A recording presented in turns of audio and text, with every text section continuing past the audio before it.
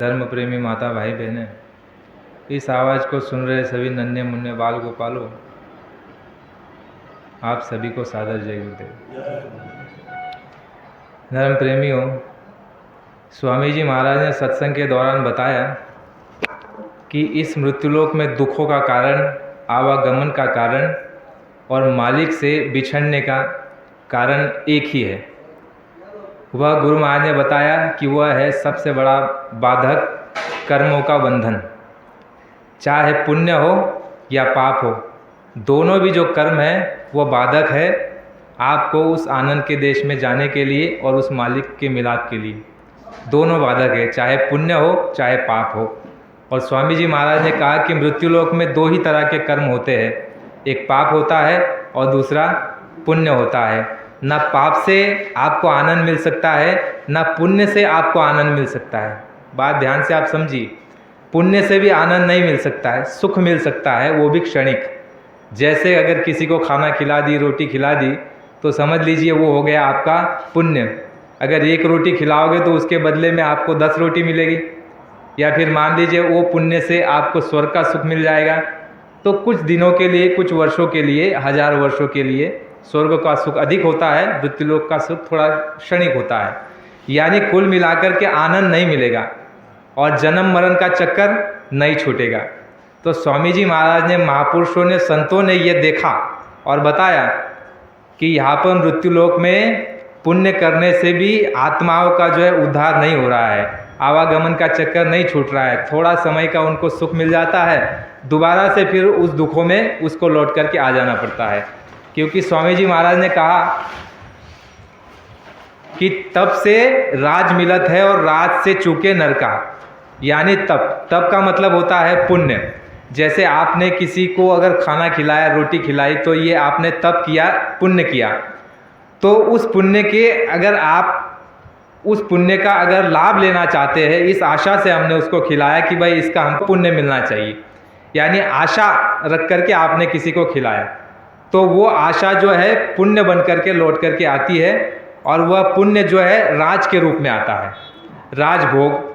वो पुण्य जब उस राज को हम भोगते हैं और उसके बाद उस राज सुख में, उस पुण्य के सुख में व्यक्ति इस बात को भूल जाता है कि दोबारा जो है हमको दुख आएगा और दोबारा जो है ये सुख जो है चला जाएगा। इस बात को वो व्यक्ति भूल जाता है। इसलिए कहा महापुरुषों ने कि तब से राज मिले और राज से चूके नरका। राज जब आता है, सुख जब आता है, तब व्यक्ति हमेशा चूक जाता है, धर्म कर्म न्याय नीति सदाचार और अच्छे गुणों को आचरण में लेना भूल जाता है और छोड़ देता है। यही देखने को मिलता है। और जब राज से चूक जाता है तो उस समय पर स्वामी जी महाराज ने कहा कि उसको जो है नरक जाना पड़ता है।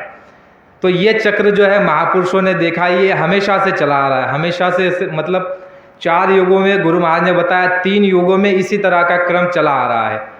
इस चक्र में, काल चक्र में जो है गुरु महाराज ने यहाँ तक कह दिया कि ब्रह्मा विष्णु महादेव 33 करोड़, देवी देवता 9 करोड़, दुर्गा 10 करोड़, शंभु और जितने भी जीव है चर अचर में, पशु पंछी कीड़े मकोड़े, गाय भैंस कुत्ता बैल बकरी, जो 4 तरह के खाने बताए, अंडज पिंडज उखमज और स्थावर, ये चारों प्रकार की योनियां खाने देवी देवता जितने हैं ये सब चक्र में घूम रहे हैं। इनमें से किसी का छुटकारा नहीं हो रहा है। ये बात अलग है कि देवताओं को हजारों लाखों वर्षों तक उनको वहाँ पर बैठकर रहना है, सुख लेना है। मनुष्यों की अवधि 100 वर्षों की है, पशु पंछी कीड़े मकोड़ों की कम है। लेकिन इस काल चक्र से बाहर कोई नहीं जा पा रहा है। इसलिए महापुरुषों ने देखा और एक रास्ता निकाला। तो गुरु महाराज ने कहा कि महापुरुषों ने बिल्कुल सीधा और सच्चा रास्ता निकाला। इतना सीधा है, समझ जाओ तो बहुत सीधा है, और नहीं समझो तो बड़ा अटपटा है, अगर नहीं समझ में आए तो। और महापुरुष जो होते हैं वो पर्दे में बोलते हैं, इशारे में बोलते हैं। और गुरु महाराज की एक वाणी भी आई है, उसमें गुरु महाराज ने यह कहा कि महात्माओं के दाव को अगर समझते जाओगे तो अपना काम कर लोगे। दाव को यानी महात्मा जो है बड़े इशारे में और तर्क में कहते हैं, बहुत ही सावधानी से बताते हैं। तो उस दाव को अगर हम पकड़ते रहेंगे, इशारों को पकड़ते रहेंगे, तो काम जल्दी सिद्ध हो जाएगा। तो स्वामी जी महाराज ने कहा कि यह रास्ता संतों महात्माओं ने 700 वर्ष से जारी किया। इससे पूर्व में छुटकारा का कोई रास्ता नहीं। सतयुग, त्रेता, द्वापर, भक्त प्रहलाद का समय आपके भगवान राम का समय, भगवान कृष्ण का समय, तीनों कालों की किताबें महापुरुषों का, ऋषि मुनियों का आप उठा करके देख लो, उसमें से हमको कहीं भी ये जिक्र नहीं मिलता कि कोई जीवात्मा यहाँ से छूट करके अपने अमरलोक को पहुँच गई। कभी ऐसा जिक्र मिलता है? किसी धर्मशास्त्र में नहीं मिलेगा, ना ही कोई कथा में ऐसी आपको जानकारी मिलेगी। हाँ, ये जरूर कहा गया कि भाई चलो उनको जो है शरीर से मुक्त हो गए। जैसे भगवान राम आए तो उन्होंने कईयों को मुक्त कर दिया, कृष्ण भगवान ने भी कईयों को मुक्त कर दिया। तो मुक्त का मतलब ये हुआ कि जो श्राप मिला हुआ था उनको, उस श्राप की योनि से उनको मुक्त किया, यानी अगली योनि में उनको भेजा। शरीर से लक्ष्य 84 से जन्म मरण के बंधन से मुक्त नहीं किया।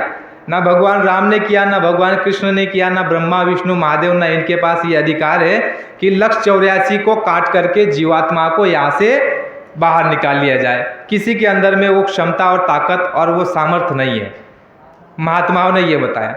तो इसलिए गुरु महाराज ने जो है ये बताया कि संतों ने बड़ा सीधा रास्ता जारी किया, सूरज शब्द योग की साधना का रास्ता जारी किया। इससे पहले ये गुप्त था।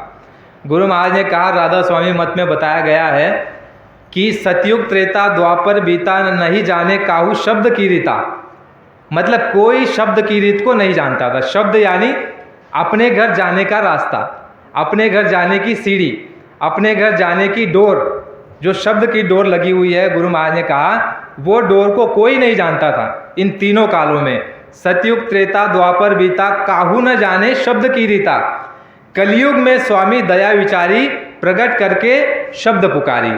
यानी वो गुप्त था शब्द, जो आपको और हमको नाम मिला है, 5 नाम, 5 रूप, 5 आवाज और 5 स्थान, इसको नाम शब्द रूप अनंत नाद और कलमा आयते कहते हैं। इस नाम की उसमें बात कही, ये गुप्त था तीनों कालों में। और जब महापुरुषों ने सतयुग त्रेता और द्वापर तीनों कालों में नहीं आए, कलयुग में जब वो अवतरित हुए कबीरदास जी से लेकर के, तो उन्होंने उस गुप्त जो नाम को शब्द के नाम पे प्रकट किया, उसको शब्द नाम कहा, उसको नाम कहा, स्पिरिचुअल साउंड कहा। और ये कहा जीवात्माओं को, सुरतों को, मनुष्यों को कि तुम जो है इस रास्ते को अपना लो। और जब तुम इस रास्ते को अपना लोगे तो होगा क्या? महात्माओं ने बहुत सीधा और सच्चा और बहुत सुंदर रास्ता दिया है। देखिए, छूटने का, दुखों से निपटारा लेने का, बहुत आसान है समझने के लिए। महापुरुषों ने क्या किया? देखिए, सबसे पहले तो बुलाया प्रेम से आपको समझा बुझा करके। और जब हम महापुरुषों के पास चले गए तो हमारे सर के ऊपर जो बोझे है, बोझे यानी कर्मों का बोझा, अनंतों जन्मों के कर्म के बोझे हमारे आपके सर पर है, उस बोझे को कोई उतार नहीं सकता।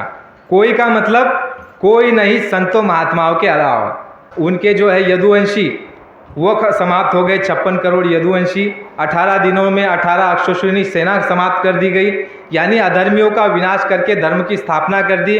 अपने लक्ष्य को, जो लक्ष्य लेकर के वो आए थे, वो लक्ष्य को जब पूरा कर दिया तो उसके बाद वो चले गए जंगल में गए, और वहाँ जंगल में जा कर के अपने जो है पूरे प्राणों को खींच करके जो है ध्यान मुद्रा चले गए।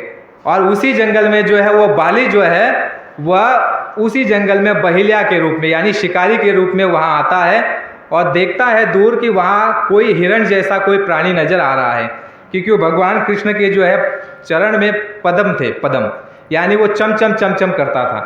तो बहेलिया को ये लगा कि यहाँ पर कोई हिरण है, तो उसने जो है अपना बाण का निशाना साधा और जब छोड़ा तो कोई आवाज़ निकली वहाँ से। तो बहेलिया को मालूम पड़ गया कि कोई मनुष्य मालूम पड़ता है।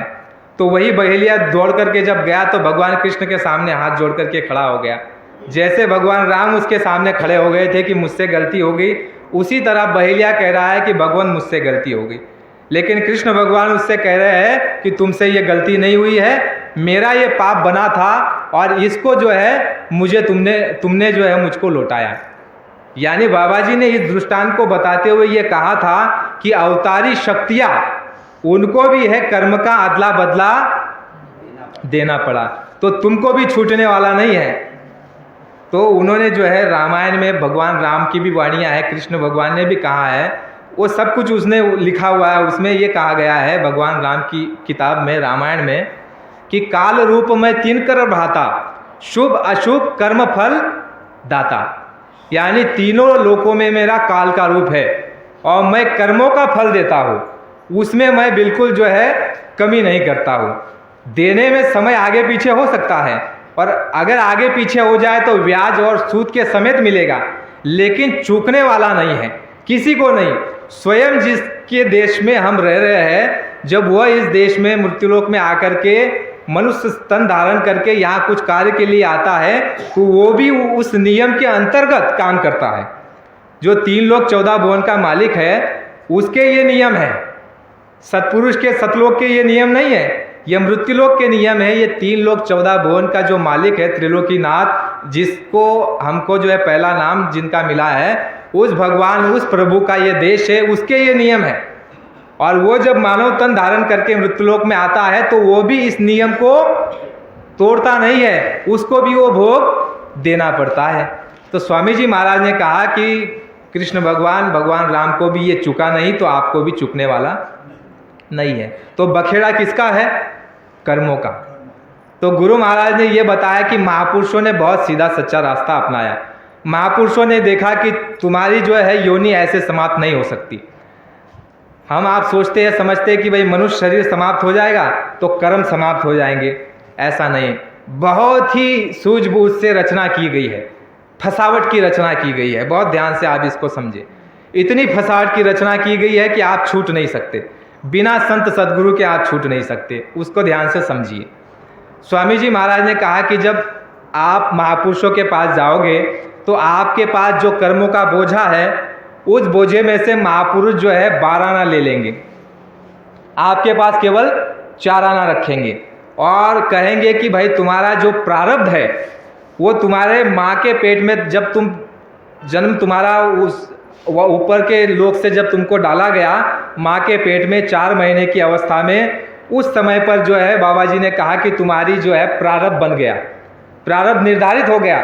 बाबा जी ने ये कहा कि पेट में ही आपकी किस्मत लिख दी गई, प्रारब्ध बना दिया गया कि जन्म लेने के बाद तुम्हारे ये माता पिता, ये शिक्षा, ये पढ़ाई लिखाई, ये बीवी, ये बच्चे, ये दुकान, ये दफ्तर, ये काम धंधे, ये सारा का सारा हमारा जो है पेट के अंदर ही लिख दिया गया। प्रारब्ध जिसको कहते हैं, हमारी भाषा में उसको सटी का टाक कहते हैं।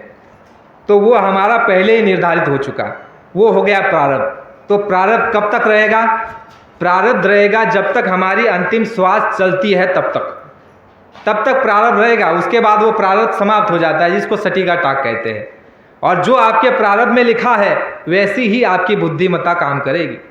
अगर प्रारब्ध में लिखा है कि आज आप, हमारा और आपका समझ लीजिए दुर्भाग्यवश रोड पर चल रहे और एक्सीडेंट होने वाला है, तो आप कहोगे यहाँ से उठने के बाद कि चलो भाई मुझे आश्रम पर ही रुकना है एक दिन।